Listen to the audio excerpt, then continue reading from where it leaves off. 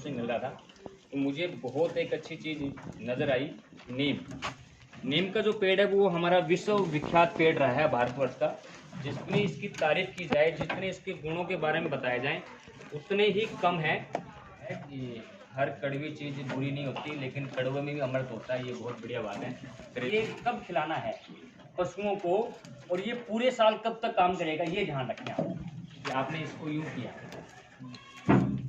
क्या था ये कारण, आप ढूंढिए। आप खिलाने से लेंथ भी बढ़ती है जानवर की। ठीक।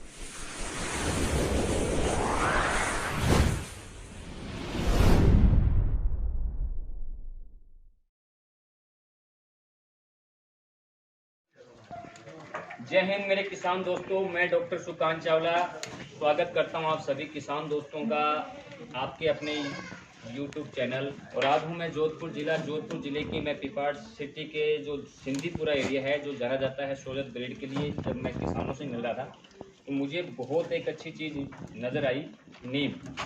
नीम का जो पेड़ है वो हमारा विश्व विख्यात पेड़ रहा है भारतवर्ष का, जिसमें इसके कुदरत ने जितने इसमें गुण दिए हैं और उस गुणों को अगर मैं गिनाऊं तो इतने गुण है इसके अंदर कि शब्द कम पड़ जाएंगे। जितनी इसकी तारीफ की जाए, जितने इसके गुणों के बारे में बताया जाए उतने ही कम है।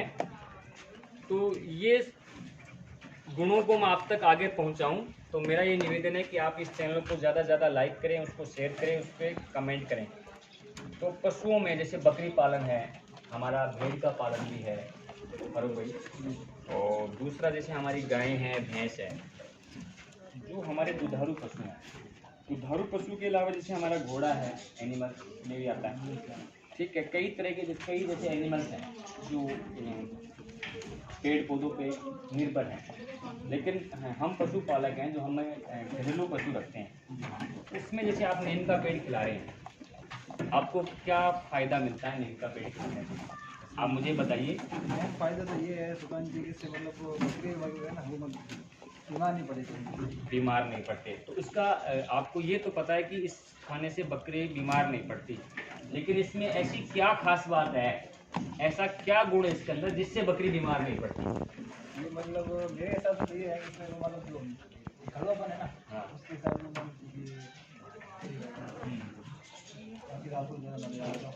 ये बहुत अच्छा बात कही कि कड़वा है कि हर कड़वी चीज़ बुरी नहीं होती, लेकिन कड़वे में भी अमृत होता है। ये बहुत बढ़िया बात है।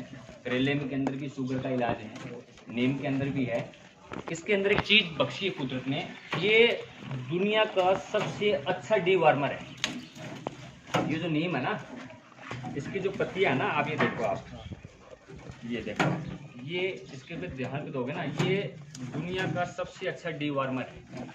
लेकिन इसको खिलाने का तरीका आपको पता होना चाहिए। ये हमेशा आपको सर्दी के मौसम में खिलाना है, ठीक है। आप गर्मी के मौसम में अगर इसको खिलाएंगे ना तो बकरियां उतनी गति से इसको नहीं खाएगी जितनी गति से इसको खाना चाहिए, ठीक है। दूसरा, इसको गर्मी में अगर आप खिलाएंगे ना तो उसका एक नुकसान भी हो जाएगा।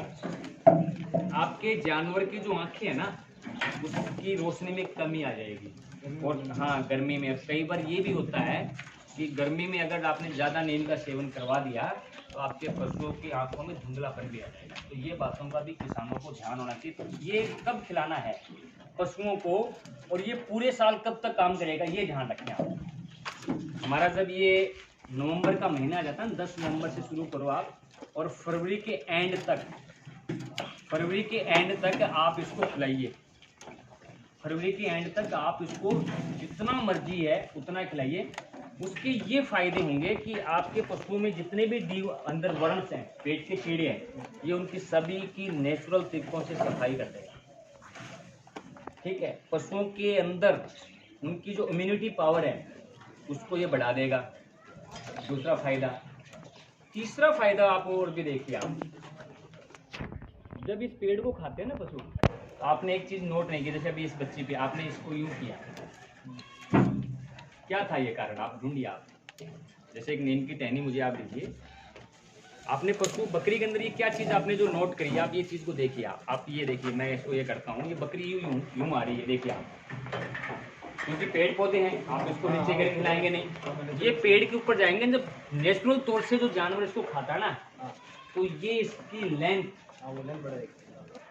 लंबाई, जो हमारे बुजुर्गों के पास इस बात का ज्ञान था ना कि लंबाई कैसे बढ़े, वो इस तरह से इनको खिलाते थे। खिलाने का तरीका जो उनको पता था ना, वो हमारी आज की जनरेशन को बहुत कम पता है कि ये इस तरीके से खिलाने से लेंथ भी बढ़ती है जानवर की। ठीक है, दूसरा इनकी एक्सरसाइज हो गई सर, ये जिसको हम व्यायाम बोलते हैं।